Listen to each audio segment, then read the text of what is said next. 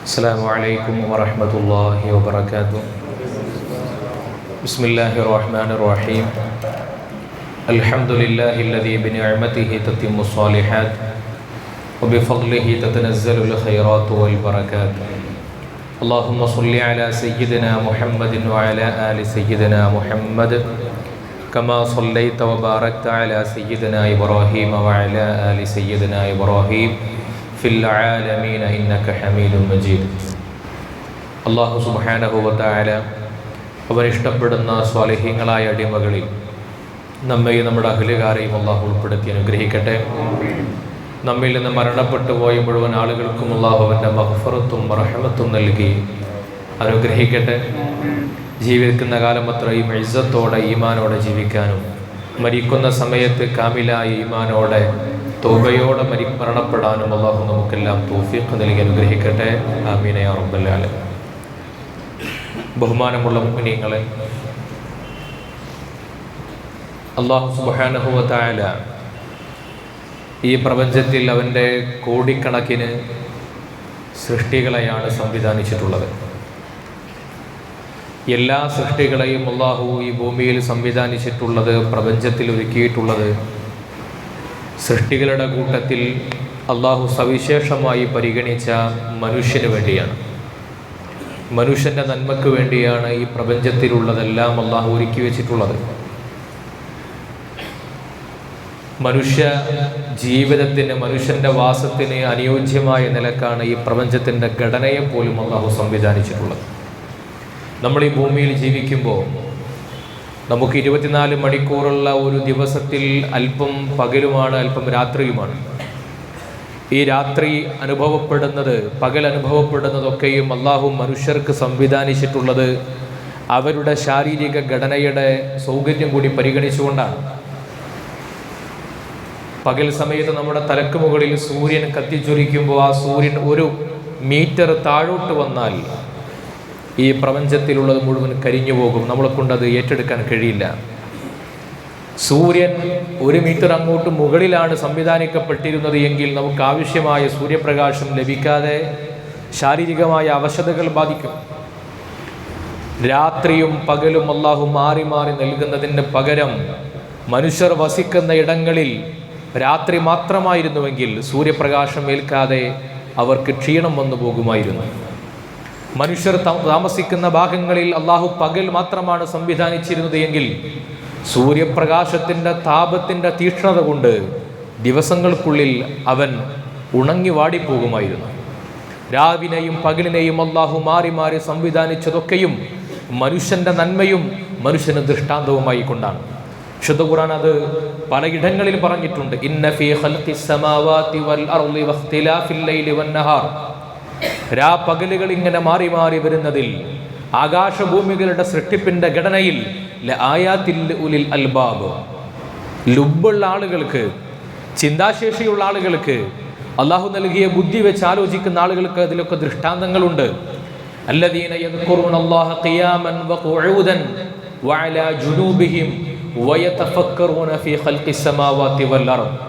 അല്ലാഹുവിനെ കുറിച്ച് ഓർക്കുന്ന, ഇരിപ്പിലും നടപ്പിലും കിടപ്പിലുമൊക്കെ അല്ലാഹുവിനെ കുറിച്ചുള്ള ഓർമ്മകളുമായി ജീവിക്കുന്ന ആളുകൾ ഈ ഘടനകളെ കുറിച്ച് ആലോചിച്ചുകൊണ്ടവർ പറയും, റബ്ബനാ മാ ഖലഖ്ത ഹാദാ ബാത്തില. അല്ലാഹുവേ, ഇതൊന്നും നീ വെറുതെ പടച്ചതല്ലല്ലോ എന്നവർ ആത്മഗതം കൊള്ളുമെന്നാണ് ഖുർആൻ പറയുന്നത്. സുബ്ഹാനക ഫഖിനാ അദാബന്നാർ. അല്ലാഹുവേ, നീ എത്ര പരിശുദ്ധനാണ്. നിന്നോട് ഓരോ സെക്കൻഡിലും ഇത്രയും അനുഗ്രഹങ്ങൾ നൽകിയ നിനക്ക് ധിക്കാരം ചെയ്തുകൊണ്ട് ജീവിക്കുന്ന ഞങ്ങളെ നീ ഇപ്പോഴും നിഅമത്തുകൾ കൊണ്ട് വിരുന്നൂട്ടിക്കൊണ്ടിരിക്കുകയാണ്. സുബ്ഹാനക അല്ലാഹുവേ, നീ പരിശുദ്ധനാണ്. ഫഖിനാ അദാബന്നാർ. നിന്നോട് ശുക്ർ ചെയ്യാത്തതിൻ്റെ പേരിൽ അല്ലാഹുവേ, നരകത്തിൽ ഞങ്ങളെ നീ പിടിച്ച് ശിക്ഷിക്കല്ല എന്ന് മുഅ്മിനീങ്ങളായ ആളുകൾ, ചിന്തയുള്ള ആളുകൾ മനുഷ്യനോട് പറയുമെന്നാണ്, അല്ലാഹുവിനോട് പറയുമെന്നാണ്. ഈ ആയത്ത് ഇങ്ങനെ കേൾക്കുകയാണ് മഹാനായ ഉവൈസുൽ ഖർനി റളിയല്ലാഹു അൻഹു. വീടിന്റെ മച്ചിന്റെ മുകളിലൂടെ ഇങ്ങനെ നടന്നു പോകുമ്പോഴാണ് ഈ ആയത്ത് ആരോ താഴെ നോദിയത് കേട്ടത്. സുബ്ഹാനക ഫഖിനാ അദാബന്നാർ. അല്ലാഹുവേ, നരകത്തെ തൊട്ട് കാക്കണേ എന്ന് പറഞ്ഞപ്പോഴേക്ക് ബോധം കെട്ടു താഴേക്ക് വീണുപോയി. അല്ലാഹുവിനോട് എങ്ങനെയാണ് നമുക്കത് പറയാൻ കഴിയുക? ഈ ഭൂമിയിൽ എനിക്കും നിങ്ങൾക്കും വേണ്ടി അള്ളാഹു ഒരുക്കിയിട്ടുള്ള അനുഗ്രഹങ്ങളുടെ എണ്ണത്തിന്റെ, അതിൻ്റെ വലുപ്പത്തെക്കുറിച്ച്, അതിൻ്റെ വണ്ണത്തെക്കുറിച്ച് ആലോചിച്ചിട്ട് ഒരു സെക്കൻഡെങ്കിലും നമുക്ക് അള്ളാഹുവിനോട് നന്ദി പറയാൻ കഴിഞ്ഞിട്ടുണ്ടോ? ചില കുടുംബങ്ങളിലേക്ക് നമ്മൾ ചെന്നാൽ, എന്തിനാണ് കുടുംബങ്ങളിലേക്ക് പോകുന്നത്? നമ്മളൊക്കെ ആശുപത്രിയിൽ പോകുന്നവരാണ്. കോഴിക്കോട് മെഡിക്കൽ കോളേജിലെ ജനറൽ വാർഡിലേക്ക് നമ്മൾ ഒരു ദിവസം സഞ്ചരിച്ചു പോയാൽ 1 മാസം ജീവിക്കാനുള്ള ഈമാൻ നമുക്ക് കിട്ടും. അവിടെ ശരീരത്തിൻ്റെ പല ഭാഗങ്ങളിൽ ക്ഷതം സംഭവിച്ചവർ, ബുദ്ധിക്ക് സ്ഥിരത നഷ്ടപ്പെട്ടവർ, സ്വന്തം ഉമ്മയും ഉപ്പയെയും തിരിച്ചറിയാൻ കഴിയാതെ മുഖത്തടിക്കുന്നവർ, ഉമ്മയും ഉപ്പയും 24 മണിക്കൂറും ബുദ്ധിമാന്യം സംഭവിച്ച കുട്ടികളുടെ അവർക്ക് വേണ്ടി പരിചരണം നടത്തിക്കൊണ്ടിരിക്കുകയാണ്. പക്ഷേ എൻ്റെ ഉമ്മയാണ് എന്നെ ഈ കൈപിടിച്ചിട്ടുള്ളത് എന്ന് തിരിച്ചറിയാൻ ആ കുഞ്ഞിന് കഴിയുന്നില്ല. എന്തൊരു വേദനയായിരിക്കും ആ ഉമ്മാക്കും ഉപ്പാക്കും ഉണ്ടാവുക. അള്ളാഹു 2 മക്കളെ നൽകിയിട്ട് ആ 2 മക്കൾക്കും ബുദ്ധിക്ക് പ്രയാസമുള്ള മക്കൾ, ഉമ്മയെയും ബാപ്പയെയും തിരിച്ചറിയാത്ത മക്കൾ, 28ഉം 30ഉം വയസ്സുള്ള 2 പെൺകുട്ടികളെ അവരെ പോറ്റുന്നതിന് വേണ്ടി മാത്രം ആയുസ് ചെലവഴിക്കുന്ന രക്ഷിതാക്കളെ നമ്മൾ കാണുന്നുണ്ട്, അനുഭവത്തിലുണ്ട്. അള്ളാഹുവിൻ്റെ പരീക്ഷണങ്ങളാണ്. ഈ ഭൂമിയിൽ അങ്ങനെ നിരവധി പരീക്ഷണങ്ങളുടെ പിറകിൽ ജീവിക്കുന്ന ആളുകൾ ഉണ്ടാകുമ്പോഴാണ് അള്ളാഹു നിഅമത്തുകൾ നമുക്ക് ഭിക്ഷയായി നൽകിയിട്ടുള്ളത്. നമ്മുടെ ആരോഗ്യം അള്ളാഹുവിൻ്റെ ദാനമാണ്, നമ്മുടെ സമ്പത്ത് അള്ളാഹുവിൻ്റെ ദാനമാണ്, നമ്മുടെ സമയങ്ങൾ അള്ളാഹുവിൻ്റെ ദാനമാണ്. ഈ നൽകപ്പെട്ട ദാനങ്ങൾക്കൊക്കെ നാളെ ടാക്സ് ചോദിക്കുന്ന സമയം വരാനുണ്ട്. നൽകപ്പെടുന്ന അനുഗ്രഹങ്ങൾക്കൊക്കെ റബ്ബ് കണക്ക് ചോദിക്കും. നബി സല്ലല്ലാഹു അലൈഹി വസല്ലമ തങ്ങളുടെ സ്വഹാബത്ത് അള്ളാഹുവിൻ്റെ മുമ്പിൽ കണക്ക് ചോദിക്കുമ്പോൾ ഉത്തരം പറയാൻ കഴിയില്ലല്ലോ എന്ന് പേടിച്ചിട്ട് എല്ലാ ധനവും ദാനം ചെയ്തുകൊണ്ടാണ് വിട പറഞ്ഞു പോയിരുന്നത് ലോകത്തോട്. അതിസമ്പന്നരാണെന്ന് വിലയിരുത്തപ്പെട്ടിരുന്ന ആളുകളൊക്കെയും ദരിദ്രരായിട്ടാണ് ലോകത്തോട് വിട പറഞ്ഞു പോയത്. അള്ളാഹുവിൻ്റെ മുമ്പിലുള്ള ചോദ്യത്തിന് മറുപടി പറയാൻ കഴിയില്ലല്ലോ എന്നോർത്തുകൊണ്ട്. ഉസ്മാൻ ഇബ്നു അഫ്ഫാൻ റളിയല്ലാഹു അൻഹു മരിക്കുന്ന നേരത്ത് ഒരു തുള്ളി വെള്ളത്തിനു വേണ്ടി ദാഹിച്ച് കേണപേക്ഷിച്ചുകൊണ്ട് അതുപോലും കുടിക്കാൻ കഴിയാതെ മരണപ്പെട്ടു പോയി ഉസ്മാൻ ഇബ്നു അഫ്ഫാൻ റളിയല്ലാഹു അൻഹു. ആരാണ്? മദീനക്കാർക്ക് വെള്ളം വേണമെന്ന് പറയുമ്പോഴേക്ക് കിണർ കുഴിച്ചു കൊടുത്ത മഹാനാണ്. നബി സല്ലല്ലാഹു അലൈഹി വസല്ലമ തങ്ങൾ ദാനം തരൂ എന്ന് ചോദിക്കുമ്പോഴേക്ക് എല്ലാം കൊണ്ടുപോയി കൊടുത്ത മഹാനാണ്. വഫാത്തിന്റെ സമയത്ത് ഒരു തുള്ളി വെള്ളത്തിന് വേണ്ടി ദാഹിച്ച് കേണപേക്ഷിച്ചിട്ട് അത് കുടിക്കാൻ പോലും കഴിയാതെ, കൊണ്ടുവരാനുള്ള പാത്രം പോലും വീട്ടിലില്ലാതെ തടങ്കലിൽ കിടന്നുകൊണ്ട് കഴിയേണ്ടി വന്നു. ഇസ്ലാമിലെ 3ാമത്തെ ഖലീഫ, സ്വർഗം കൊണ്ട് സുവിശേഷം അറിയിക്കപ്പെട്ട നബി തങ്ങളുടെ 2 പെൺമക്കളെ കല്യാണം കഴിച്ച ഭാഗ്യം ലഭിച്ച ഉസ്മാൻ ഇബ്നു അഫ്ഫാൻ റളിയല്ലാഹു അൻഹു. അവർക്കൊക്കെ അള്ളാഹു നിഅമത്തും കൊടുത്തു, പരീക്ഷണങ്ങളുടെ അനുഭവവും കൊടുത്തു. നമുക്ക് അള്ളാഹു നിഅമത്തുകൾ ഇങ്ങനെ വാരിക്കോരി തരികയാണ്. ആ നിഅമത്തുകൾക്ക് ഒരു ശുക്ർ പോലും ചെയ്യാൻ കഴിയാത്ത വിധം നമ്മളതിൽ മഞ്ഞളിച്ചിരിക്കുകയാണ്. അള്ളാഹു നമ്മളെ കാത്തുരക്ഷിക്കട്ടെ. ഇതൊക്കെ നമുക്ക് ലഭിച്ചുകൊണ്ടിരിക്കുമ്പോഴും നമ്മുടെ ഓർമ്മയിൽ ഉണ്ടാകേണ്ട കാര്യം എന്താണ്? അള്ളാഹുവിൻ്റെ അടിമയായ നമുക്ക് ഈ ഭൂമിയിൽ ഒരു അധികാരവുമില്ല, ഒരു അവകാശവുമില്ല, ഒരു അപ്രമാദിത്വവുമില്ല, ഒരു സൽത്തനത്തും നമുക്കില്ല. അള്ളാഹുവാണ് എൻ്റെ സുൽത്താൻ. പിശാചിനോട് അള്ളാഹു പറയുന്ന കാര്യം അതാണ്. ഇബ്ലീസ് ഞാൻ എല്ലാവരെയും പിഴപ്പിക്കുമെന്ന് പറയുമ്പോൾ എൻ്റെ അടിമകൾ, ഞാൻ പ്രിയപ്പെടുന്ന അടിമകളുടെ സുൽത്താനായി, അവരുടെ അധികാരിയായി നിനക്കൊരിക്കലും വരാൻ കഴിയില്ല. ഈ ഭൂമിയിൽ അള്ളാഹുവിനെ പേടിച്ചുകൊണ്ട് ജീവിക്കലല്ലാതെ മനുഷ്യന്റെ മുമ്പിൽ സുരക്ഷയ്ക്കുള്ള വഴിയില്ല. മനുഷ്യരൊക്കെയും ആ സമയത്ത് അവനവൻ അപ്പോൾ കാണുന്ന സൗകര്യങ്ങളെക്കുറിച്ച്, സുഖങ്ങളെക്കുറിച്ച് മാത്രം ആലോചിക്കുന്നവരാണ്. ഒരു ഭാവിയെക്കുറിച്ചുള്ള ഓർമ്മകളില്ലാതെ ജീവിക്കുന്നവരാണ്. ഇന്ന് നമ്മൾ ഭൗതിക ലോകത്ത് കണ്ടുകൊണ്ടിരിക്കുന്ന എല്ലാ പ്രയാസങ്ങൾ, എല്ലാ പ്രതിസന്ധികൾ, എല്ലാ തടസ്സങ്ങൾ മനുഷ്യന് സ്വയം വരുത്തി വെക്കുന്ന വിനകളാണ്. ഒരു കുടുംബത്തെ തകർക്കാൻ ആ ഒരു കുടുംബത്തിലെ ഒരു അംഗം മതി. ഒരു നാടിനെ മുഴുവൻ വിഭ്രാന്തിയിലാക്കാൻ ആ നാട്ടിലെ ഒരു മനുഷ്യന് മതി. ഒരു രാജ്യത്തെ മുഴുവനും ത്രിശങ്കുവിൽ നിർത്താൻ ഒരു മനുഷ്യൻ മതിയായിരിക്കും. ഒരാളുടെ തിന്മകളുടെ ഗുണം ആ നാട് മുഴുവൻ അനുഭവിക്കേണ്ടി വരും, ഒരു രാജ്യം മുഴുവൻ അനുഭവിക്കേണ്ടി വരും, ഒരു കുടുംബം മുഴുവൻ അനുഭവിക്കേണ്ടി വരും. അതുകൊണ്ടാണ് അള്ളാഹുവിൻ്റെ പരിശുദ്ധ ദീനിന്റെ നിയമങ്ങൾ സംവിധാനിക്കുമ്പോൾ നബി സല്ലല്ലാഹു അലൈഹി വസല്ലമ തങ്ങൾ പരിചയപ്പെടുത്തിയതുപോലെ അള്ളാഹുവിൻ്റെ ദീനിന്റെ നിയമങ്ങളൊക്കെ സംവിധാനിക്കപ്പെട്ടിട്ടുള്ളത് മനുഷ്യന്റെ നന്മയെ ഉദ്ദേശിച്ചുകൊണ്ടാണ്. മനുഷ്യന്റെ നന്മയെ ഉദ്ദേശിച്ചുകൊണ്ട് അള്ളാഹു നമുക്ക് എന്തൊക്കെ കാര്യങ്ങൾ അനുവദിച്ചിട്ടുണ്ടോ ആ അനുവദിച്ചതൊക്കെയും നമ്മുടെ നന്മ ഉദ്ദേശിച്ചുകൊണ്ടാണ്. നമുക്ക് എന്തൊക്കെ കാര്യങ്ങൾ നിഷിദ്ധമാക്കിയിട്ടുണ്ടോ അതെല്ലാം മനുഷ്യന്റെ നന്മ ഉദ്ദേശിച്ചുകൊണ്ടാണ്. പരിശുദ്ധ ദീനിന്റെ ഓരോ നിയമങ്ങൾ എടുത്ത് പരിശോധിച്ചാലും 5 കാര്യങ്ങളെ സംരക്ഷിക്കുന്നതിന് വേണ്ടിയാണ് നമ്മുടെ ദീനിന്റെ നിയമങ്ങൾ മുഴുവനും സംവിധാനിക്കപ്പെട്ടിട്ടുള്ളത്. ഒന്ന് ദീനിന്റെ സംരക്ഷണമാണ്. ഒന്ന് ശരീരത്തിന്റെ സംരക്ഷണമാണ്, ഒന്ന് ബുദ്ധിയുടെ സംരക്ഷണമാണ്, മറ്റൊന്ന് സന്താനങ്ങളുടെ സംരക്ഷണമാണ്, മറ്റൊന്ന് സമ്പത്തിന്റെ സംരക്ഷണമാണ്. ഈ 5 കാര്യങ്ങൾ സംരക്ഷിക്കപ്പെട്ടാൽ മാത്രമേ ഈ ഭൂമിയിൽ മനുഷ്യർക്ക് സ്വൈര്യമായ ജീവിതം സാധ്യമാവുകയുള്ളൂ. ദീന് സംരക്ഷിക്കപ്പെടാതിരുന്നാൽ മനുഷ്യർക്കിടയിൽ ദുൽമ അവസാനിക്കില്ല. എന്തുകൊണ്ടാണ് ഞാൻ ഒരാളെ ആക്രമിക്കാത്തത്? എനിക്ക് കരുത്തുണ്ട്, എനിക്ക് ശേഷിയുണ്ട്, ആരോഗ്യമുണ്ട്. എന്തുകൊണ്ടാണ് ഞാൻ ഒരാളുടെ സമ്പത്ത് അപഹരിക്കാത്തത്? എൻ്റെ ഉള്ളിൽ ദീൻ ഉണ്ടാകുമ്പോൾ മാത്രമാണ്, എൻ്റെ ഉള്ളിൽ ഈമാൻ ഉണ്ടാകുമ്പോൾ മാത്രമാണ് എന്നെ കൊണ്ട് മറ്റൊരാൾക്കൊരു പ്രയാസം വരാത്തത്. ആ ദീന് സംരക്ഷിക്കപ്പെട്ടിട്ടില്ലെങ്കിൽ, എൻ്റെ ഉള്ളിൽ ദീനില്ലെങ്കിൽ, അതുകൊണ്ട് ഞാൻ മാത്രമല്ല പ്രയാസപ്പെടുന്നത്, എന്നെ അനുഭവിക്കുന്ന മുഴുവൻ ആളുകളും അതിൻ്റെ പ്രയാസം അനുഭവിക്കേണ്ടി വരും. മനുഷ്യന്റെ ശരീരത്തിന് യാതൊരുവിധ ബുദ്ധിമുട്ടുകളും ഉണ്ടാക്കുന്ന ഒന്നും ഉപയോഗിക്കാൻ പാടില്ല. വലാ തുൽഖൂ ബിഐദീകും മിനത് തഹ്ലുക. നിങ്ങളുടെ ശരീരം നിങ്ങൾ സംരക്ഷിക്കണം. ആ ശരീരത്തെ അപായപ്പെടുത്താൻ നിങ്ങൾ പാടില്ല, അപകടങ്ങളിൽ കൊണ്ടുപോയി വെക്കരുത്. ഖുർആൻ പറയുന്നതാണ്. ശരീരത്തിന്റെ സംരക്ഷണം ദീനിന്റെ നിയമമാണ്. അതുകൊണ്ടാണ് സ്വയം ആക്രമിക്കരുത്, ആത്മഹത്യയെ നിഷിദ്ധമാക്കിയത്.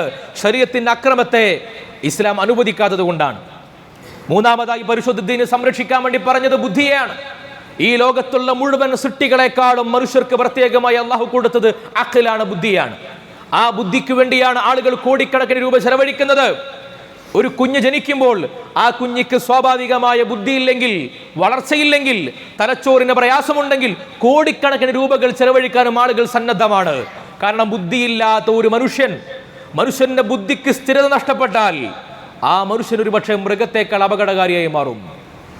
അങ്ങനെയുള്ള ബുദ്ധിയെ അള്ളാഹു നമുക്ക് ദാനമായി, ഭിക്ഷയായി നമുക്ക് നൽകിയിട്ട് ആ ബുദ്ധിയെ സംരക്ഷിക്കാതിരിക്കുന്നത് അള്ളാഹുവിന്റെ പക്കൽ കൊടിയ പാപമാണ്. ഇമാം ഖസാലി റളിയല്ലാഹു അൻഹു പറയുന്നുണ്ട്, ഇമാം ഖസാലി തങ്ങൾ പരിചയപ്പെടുത്തി, ബുദ്ധി എന്ന് പറയുന്നത് മനുഷ്യന്റെ അഷ്റഫു സിഫാത്താണ്. അഷ്റഫുൽ ഖൽഖായ, ഉത്കൃഷ്ട ജീവിയായിട്ടുള്ള മനുഷ്യന്റെ ഉത്കൃഷ്ടമായ ഗുണമാണ് ബുദ്ധി എന്ന് പറയുന്നത്. ആ ബുദ്ധിയെ ഒരാൾ നശിപ്പിച്ചു കളഞ്ഞാൽ അവനാണ് അള്ളാഹുവിനോട് ഏറ്റവും വലിയ ധിക്കാരം കാണിക്കുന്നവൻ. അള്ളാഹു ദാനമായി നമുക്ക് ഭൂമിയിലെ ഏറ്റവും വിലപ്പെട്ട ഒരു ഖനിയായി മനുഷ്യന് ബുദ്ധിയെ നൽകുന്നു.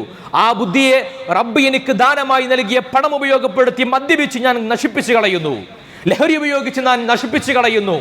അള്ളാഹു നൽകിയ ബുദ്ധി എന്ന് പറയുന്ന സവിശേഷ ശേഷിയെ അവൻ നൽകിയ പണം കൊണ്ട് നശിപ്പിച്ചു കളയുന്നവനേക്കാൾ വലിയ അക്രമി ആരാണുള്ളത്?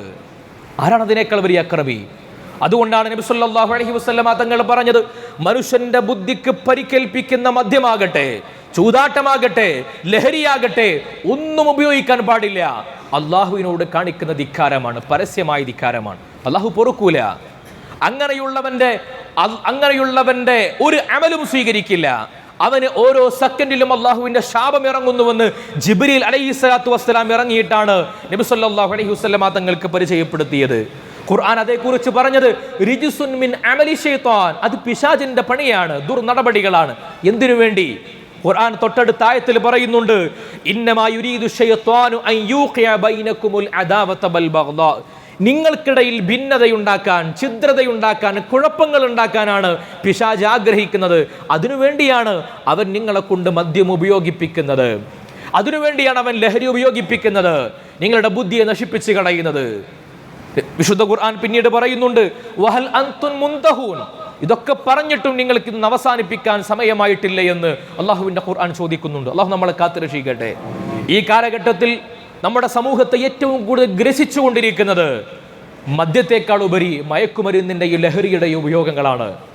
മദ്യത്തിന്റെ ഉപയോഗമൊക്കെ സാർവത്രികമായിരിക്കുകയാണ്. ലഹരിയുടെ ഉപയോഗങ്ങൾ ജനങ്ങൾക്കിടയിൽ സജീവമായി കൊണ്ടിരിക്കുന്നു. കുഞ്ഞു മക്കൾ വരെ അതിൻ്റെ അടിമകളായി മാറുന്നു, അഡിക്റ്റായി മാറുന്നു. സഹോദരിമാർ വരെ അഡിക്റ്റായി മാറുന്നു. ജീവിതത്തിൽ നിഅമത്തുകൾ ലഭിക്കുമ്പോൾ അള്ളാഹുവിനെ മറക്കുന്നു. എന്താണ് ഇതുകൊണ്ട് സംഭവിക്കാൻ പോകുന്ന അപകടം? മഹദിയായ ആയിഷ ബീവി റളിയല്ലാഹു അൻഹ പറയുന്നുണ്ട്, മദ്യത്തിന്റെ കാരണം കൊണ്ടല്ല അള്ളാഹു മദ്യം നിരോധിക്കുന്നത്, ഇസ്ലാം നിരോധിക്കുന്നത് ആ മദ്യം ഉണ്ടാക്കുന്ന അനന്തര ഫലങ്ങളെ കൊണ്ടാണ്. ഒരാൾ ലഹരിയുടെ മദ്യത്തിന്റെ ഉപാസകനായി കഴിഞ്ഞാൽ, അതിന്റെ ഉപഭോക്താവായി കഴിഞ്ഞാൽ ആ കുടുംബത്തിൽ പിന്നെ സമാധാനമില്ല. അവിടെ ലഹളയാണ്, അവിടെ കലാപമാണ്, അവിടെ പ്രശ്നങ്ങളാണ്. 35 വയസ്സ് വരെ മദ്യം ഉപയോഗിക്കുന്ന, ലഹരി ഉപയോഗിക്കുന്ന ഒരു മനുഷ്യന് 40 വയസ്സിലേക്ക് അവന് ആരോഗ്യത്തോടെ പ്രവേശിക്കാൻ കഴിയില്ല. കല്യാണം കഴിഞ്ഞിട്ട് യൗവനത്തിലൊക്കെ ലഹരി ഉപയോഗം നടത്തിയ ഒരാൾ വിവാഹം കഴിഞ്ഞ് തൻ്റെ കുട്ടിയുണ്ടായി, കുഞ്ഞിങ്ങനെ വളർന്ന് 10-12 വയസ്സൊക്കെ ആകുമ്പോഴേക്ക് ഇവൻ്റെ ശരീരം ക്ഷയിച്ചു പോവുകയാണ്. സ്വന്തം കുഞ്ഞിനെ വളർത്താൻ പോലും ഉള്ള ശേഷിയില്ലാതെ അവൻ ദുർബലപ്പെട്ടു പോകും. ആ കുഞ്ഞും ഭാര്യയും അവനെ കൊണ്ട് പിന്നെ പ്രയാസപ്പെടും. നമ്മുടെ യൗവനകാലങ്ങളിൽ സ്വന്തം ശരീരത്തെ മറന്നുകൊണ്ട് ഉപയോഗിച്ച ലഹരിയുടെ മദ്യത്തിൻ്റെ ഇത്തരം ദുർനടപ്പുകൾ, ദുശീലങ്ങളാണ് പാവപ്പെട്ട ഒരു പെൺകുട്ടിയെയും തൻ്റെ നുതുഫത്തിൽ നിന്ന് വളർന്നു വരുന്ന മക്കളെയും അനാഥരാക്കി മാറ്റുന്നത്. ആരാണ് അതിൻ്റെ ഉത്തരവാദി? സമൂഹത്തിന്റെ മുമ്പിലേക്ക് ആ കുഞ്ഞുങ്ങളെ പിന്നീട് എറിഞ്ഞു കൊടുക്കുന്നു. അവർക്ക് വേണ്ടി സമൂഹത്തിന് മുമ്പിൽ പിന്നീട് യാചിക്കേണ്ടി വരുന്നു. എത്ര കുടുംബങ്ങളാണ് യൗവന പ്രായത്ത് നമ്മൾ കരുതി കൂട്ടി നടത്തുന്ന, നമ്മുടെ ശരീരത്തോട് കാണിക്കുന്ന ദുൽമിന്റെ ദുരന്തം അനുഭവിക്കേണ്ടി വരുന്നത്? മധ്യ വയസ്സ് വരുന്ന സമയത്തുള്ള ഭാര്യയും തൻ്റെ മക്കളും തൻ്റെ കുടുംബങ്ങളുമാണ്. ആർക്കു വേണ്ടിയാണ് നമ്മൾ നമ്മുടെ നശിപ്പിച്ച് കളയുന്നത്? നമ്മുടെ മക്കൾക്ക് ഇതിനെക്കുറിച്ചുള്ള ബോധവൽക്കരണം കൊടുക്കണം. കുട്ടികൾക്ക് ഇതിനെക്കുറിച്ചുള്ള ധാരണകൾ ഉണ്ടാക്കി കൊടുക്കണം. കുട്ടികൾ ഏതൊന്നിനോടും അവർക്ക് ഇഷ്ടപ്പെടുന്ന ശരീരത്തോട് മോഹമുള്ളതിനോട് അവർക്ക് അഡിക്ഷൻ ഉണ്ടാകും. നബി സല്ലല്ലാഹു അലൈഹി വസല്ലമ തങ്ങൾ പറഞ്ഞ കാര്യം അതാണ്. മനുഷ്യന്റെ വികാരങ്ങൾ മുഴുവനും ചുറ്റപ്പെട്ടിരിക്കുന്ന നരകത്തോടാണ്. നരകത്തിൽ നമുക്ക് വൈകാരിക താല്പര്യങ്ങളൊക്കെയും നരകത്തിലേക്കുള്ള കാര്യങ്ങളിലേക്കാണ് കണക്കാക്കപ്പെട്ടിട്ടുള്ളത്. കുഞ്ഞുങ്ങൾക്ക് ചെറുപ്പനാളിൽ തന്നെ അവർക്ക് നമ്മുടെ വീടുകളിൽ നിന്നാണ് ഈമാനിന്റെ മധുരം കൊടുക്കേണ്ടത്. അവരുടെ മോഹനങ്ങൾ, അവരുടെ ഇഷ്ടങ്ങൾ, അവരുടെ അഭിലാഷങ്ങൾ, അവരുടെ അഡിക്ഷനായി മാറേണ്ടത് ദീനാകണം, കുടുംബമാകണം, ഉമ്മയാകണം, ഉപ്പയാകണം. അത് കുഞ്ഞുങ്ങൾക്ക് കൊച്ചുനാളിലെ കൊടുക്കണം. കുഞ്ഞുങ്ങളുടെ വായിലേക്ക് മുലപ്പാൽ ചുരത്തി കൊടുക്കുന്ന ജാഗ്രതയോടുകൂടി മുലപ്പാലിന്റെ പ്രായം കഴിഞ്ഞാൽ കുട്ടികളിലേക്ക് മൂല്യബോധം കൊടുക്കണം. സ്നേഹത്തെപ്പറ്റി, ഉമ്മയെയും ഉപ്പയെയും ആദരിക്കേണ്ട കാര്യങ്ങളെപ്പറ്റി, മൂല്യങ്ങളെക്കുറിച്ച്, നന്മകളെക്കുറിച്ച് മുലപ്പാൽ ചുരത്തി കൊടുക്കുന്ന പോലെ ചുരത്തി കൊടുക്കണം കുട്ടികളുടെ മനസ്സിലേക്ക്. അതെങ്ങനെയാണ്? കുഞ്ഞുങ്ങൾ ഒന്ന് വാശി പിടിക്കുമ്പോഴേക്ക് ഭക്ഷണം കഴിക്കാൻ, കുഞ്ഞുങ്ങളൊന്ന് കരയുമ്പോഴേക്ക് അവരുടെ മുമ്പിലേക്ക് നമ്മൾ മൊബൈൽ ഫോൺ വെച്ച് കൊടുക്കുന്നു. നല്ല പാട്ടായിരിക്കാം, ഒരുപക്ഷെ നല്ലതായിരിക്കാം, പക്ഷെ നല്ലത് നമ്മുടെ വായിൽ നിന്ന് കേൾക്കാനല്ല അവർ ആഗ്രഹിക്കുന്നത്, ആ ഉപകരണത്തിൽ നിന്ന് കേൾക്കാനാണ് ആഗ്രഹിക്കുന്നത്. ആദ്യ ദിവസം, 2 ദിവസം, 3 ദിവസമൊക്കെ കഴിഞ്ഞ് 5 ദിവസം കഴിഞ്ഞ് നമ്മുടെ ഭക്ഷണ തളികയിലേക്ക് എല്ലാം എത്തിയിട്ടുണ്ടാകും. കുട്ടി ഭക്ഷണം കഴിക്കില്ല. കുട്ടിക്ക് അതിൻ്റെ മുമ്പിലേക്ക് ഈ ഉപകരണം കൂടി വരേണ്ട സാഹചര്യം വരികയാണ്. കുഞ്ഞുനാളിലെ കുട്ടികൾക്ക് ഓരോന്നിനോട് അഡിക്ഷൻ നമ്മൾ ഉണ്ടാക്കി കൊടുക്കുന്നു. മോഹങ്ങൾക്ക് പിറകിൽ, കുട്ടികളുടെ മോഹം എന്താണോ ആ മോഹങ്ങളുടെ പിറകിൽ നമ്മൾ സഞ്ചരിക്കുന്നു. കുട്ടികൾക്ക് നിസ്കാരങ്ങൾ ഖളാ ആക്കുന്ന ശീലങ്ങൾ നമ്മളായിട്ട് പഠിപ്പിക്കുന്നു. നന്മകൾ ഒഴിവാക്കുന്ന ശീലങ്ങൾ നമ്മളായിട്ട് പഠിപ്പിക്കുന്നു.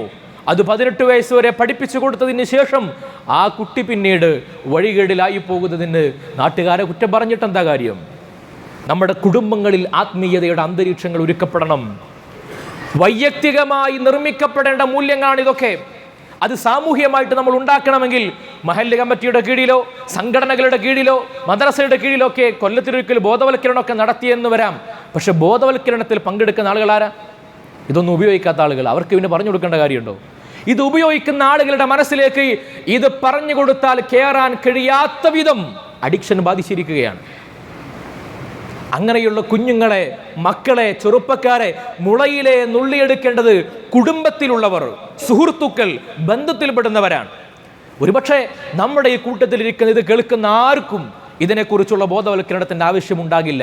പക്ഷെ നമ്മളിവിടെ ഇത് പറയുന്നത് ഞാനുമായി ബന്ധപ്പെടുന്ന ആളുകളുടെ ഭാഗത്ത് നിന്ന് അങ്ങനെ ഉണ്ടെങ്കിൽ ഞാൻ സ്വകാര്യമായി ഉണർത്തി കൊടുക്കണം, പറഞ്ഞു കൊടുക്കണം. അവരെ ഒറ്റപ്പെടുത്തി മാറ്റി നിർത്തൽ ആദ്യഘട്ടങ്ങളിൽ ഉചിതമല്ല. അഡിക്ഷൻ ഉണ്ടായിക്കഴിഞ്ഞാൽ അതിനുവേണ്ട ചികിത്സാ സംവിധാനങ്ങൾ ഗവൺമെന്റ് തന്നെ ഒരുക്കിയിട്ടുണ്ട്. പക്ഷെ അറിയാതെ പെട്ടുപോയ കുഞ്ഞുങ്ങളെ നമ്മൾ ആക്ഷേപിക്കുന്നതിന് പകരം അവർക്ക് കൊച്ചുനാളിലെ ഇതിനെക്കുറിച്ചുള്ള ബോധ്യങ്ങൾ പറഞ്ഞു കൊടുക്കണം. മഹാനായ ഉമർ ഇബ്നുൽ ഖത്താബ് റളിയല്ലാഹു അൻഹു, മഹാനവറുകൾ ഒരു ദിവസം ഇങ്ങനെ നടന്നു പോകുമ്പോൾ ഒരു മുസ്ലിമായ മനുഷ്യൻ തൻ്റെ വീട്ടിൽ നിന്ന് മദ്യപിക്കുന്നത് കാണുകയാണ്. ആ മദ്യപിക്കുന്നത് കാണുന്നു ഉമർ റളിയല്ലാഹു തആല അൻഹു, ഇങ്ങോട്ടും കാണുന്നു, ഇയാൾ തിരിച്ചും കാണുന്നു. രണ്ടുപേരും കണ്ടു. ഉമർ റളിയല്ലാഹു മടങ്ങിപ്പോയി. അയാൾ പിന്നീട് പള്ളിയിലേക്ക് വരുന്നില്ല. ഖലീഫ കണ്ടാൽ പേടിയാണ്. മഹാനായ ഉമർ ഇബ്നുൽ ഖത്താബ് റളിയല്ലാഹു തആല അൻഹു പിന്നെ പള്ളിയിൽ 3 ദിവസം നിസ്കരിക്കാൻ നിന്നപ്പോഴും ഇയാളെ കാണാൻ കഴിയുന്നില്ല. 3 ദിവസം കഴിഞ്ഞു. ഖലീഫ മറന്നിട്ടുണ്ടാകുമെന്ന് കരുതി ആ 3 ദിവസം മദ്യപിച്ചിട്ടില്ല. അയാൾ പേടിച്ചുപോയി. 4-ാം ദിവസം പള്ളിയിലേക്ക് വന്നു. ഉമർ ഇബ്നുൽ ഖത്താബ് റളിയല്ലാഹു തആല അൻഹു ഈ മനുഷ്യനെ വിളിച്ച് നിസ്കാരം കഴിഞ്ഞിട്ട് തിരിഞ്ഞു പറഞ്ഞു, ഇവിടെ വരൂ എന്ന് പറഞ്ഞു. അയാളെ വിളിച്ച് സ്വകാര്യമായിട്ട് പറഞ്ഞു, നിങ്ങൾ മദ്യപിച്ച വിവരം ഞാൻ ആരോടും പറഞ്ഞിട്ടില്ല. ആ മനുഷ്യൻ ഉമർ റളിയല്ലാഹുവിന്റെ ചെവിട്ടിലേക്ക് പറഞ്ഞു, നിങ്ങൾ ഇത്ര മാന്യനാണെന്ന് എനിക്കറിയാം, അതുകൊണ്ട് ആ ദിവസം മുതൽ ഇന്ന് വരെ ഞാൻ പിന്നെ മദ്യപിച്ചിട്ടില്ല, സത്യമായിട്ടും ഇനി ഒരിക്കലും ഞാൻ മദ്യപിക്കുകയുമില്ല. ഒരുപക്ഷെ തിന്മയുടെ വാതിലുകളിലേക്ക് എത്തിപ്പെട്ട ആളുകളെ ഒരു വാക്കുകൊണ്ട് നമുക്ക് മടക്കി കൊണ്ടുവരാൻ കഴിഞ്ഞെന്ന് വരാം. അത് കൂട്ടായ്മകളുടെ ഒരു ബഹുസമ്മേളനം നടത്തിയിട്ടാവരുത് ഒരുപക്ഷെ അത്തരം കാര്യങ്ങളുടെ ഗുണഫലം ഉണ്ടാവുക. വ്യക്തിപരമായ ബന്ധങ്ങളിൽ എനിക്ക് എൻ്റെ കൂടെ ഭക്ഷണം കഴിക്കുന്ന, സഞ്ചരിക്കുന്ന, എൻ്റെ കൂടെ ചെലവഴിക്കുന്ന ആളുകളെ എനിക്ക് മാത്രമേ അയാളെ പിന്തിരിപ്പിക്കാൻ കഴിയൂ. അവിടെ മഹല്ല് കമ്മിറ്റിയോ നാട്ടുകാരുടെ ഇടപെട്ടോ ഒരു ഫലം ഉണ്ടാവില്ല. അങ്ങനെയുള്ളവരെ ഞാനാണ് അവരെ പിന്തിരിപ്പിക്കേണ്ടത്. അള്ളാഹു നമുക്ക് തൗഫീഖ് നൽകട്ടെ. നമ്മുടെ കുടുംബങ്ങളിൽ, നമ്മുടെ ബന്ധങ്ങളിൽ അത്തരം കാര്യങ്ങൾ ഉണ്ടെങ്കിൽ അതിനെ പരിചറിയാൻ നമുക്ക് കഴിയണം നല്ല രീതികളിലൂടെ. അതിനേക്കാൾ അപ്പുറത്ത് അള്ളാഹുവിൻ്റെ മുമ്പിൽ കരഞ്ഞ് ദുആ ചെയ്തുകൊണ്ട് നമ്മുടെ കുട്ടികൾ ആരൊക്കെയാണ് വലവീശി പിടിക്കുന്നത് എന്ന് ആലോചനയിൽ പോലും കണ്ടെത്താൻ നമുക്ക് കഴിയാത്ത വിധം സമൂഹത്തിൽ ഇതൊക്കെ പടർന്ന് പന്തലിച്ചിരിക്കുകയാണ്. നല്ല ദുആ ചെയ്യുക. ദുആ കൊണ്ട് എത്രയോ മക്കൾ മാറിയിട്ടുണ്ട്. എല്ലാ മക്കളും ഉമ്മയുടെയും ഉപ്പയുടെയും കരഞ്ഞുകൊണ്ടുള്ള ദുആയുടെ ഫലമായിട്ട് തന്നെയാണ് അവർക്ക് നന്മയുടെ വഴിയിലേക്ക് എത്തിപ്പെടുന്നത്. അല്ലാഹു നമുക്ക് തൗഫീഖ് നൽകി അനുഗ്രഹിക്കട്ടെ. നമ്മുടെ നാടിനെയും കുടുംബത്തെയും അത്തരത്തിലുള്ള അപകടങ്ങളിൽ നിന്ന് അല്ലാഹു കാത്തുരക്ഷിക്കട്ടെ. ഒരു കുടുംബത്തെ, നാടിനെ, വീടിനെയൊക്കെ അലസതയിലും ഭീരുത്വത്തിലുമൊക്കെ കൊണ്ടുപോയി തള്ളുന്ന സാമ്പത്തികമായ അരക്ഷിതാവസ്ഥ ഉണ്ടാക്കുന്ന കാര്യങ്ങളാണ് ഇതൊക്കെ. കുഞ്ഞുങ്ങൾക്ക് കൊച്ചുനാളിലെ പറഞ്ഞു പഠിപ്പിച്ചു കൊടുക്കണം. അല്ലാഹു നമുക്ക് തൗഫീഖ് നൽകി അനുഗ്രഹിക്കുമാറാകട്ടെ. എല്ലാ ദുരന്തങ്ങളിൽ നിന്നും നമ്മുടെ നാടിനെയും കുടുംബത്തെയും ബന്ധത്തെയും അള്ളാഹു കാത്തുരക്ഷിക്കട്ടെ. മുസ്ലിം സമുദായത്തെ അള്ളാഹു ഇസ്സത്തിലാക്കട്ടെ. നമ്മുടെ പരിചയങ്ങളിലും നമ്മുടെ നാടുകളിലുമൊക്കെ അത്തരത്തിൽ വ്യാപാരം നടത്തുന്ന ആളുകളൊക്കെ അള്ളാഹു പരാജയപ്പെടുത്തട്ടെ. അത്തരം ദുർബോധനങ്ങളിൽ നിന്ന് അവരെയും നമ്മളെയും ഒക്കെ അള്ളാഹു രക്ഷപ്പെടുത്തട്ടെ. ഇതിന്റെ കച്ചവടക്കാർ, ഇതിന്റെ പിറകിൽ പ്രവർത്തിക്കുന്ന ആളുകളൊക്കെ അള്ളാഹു പരാജയപ്പെടുത്തട്ടെ. ഖഹാറായ അള്ളാഹു, ഖാദിറായ അള്ളാഹു അവന്റെ ഖുദ്റത്ത് അത്തരക്കാരിൽ അള്ളാഹു നടപ്പിലാക്കട്ടെ. ആമീൻ യാ റബ്ബൽ ആലമീൻ. ബഹുമാന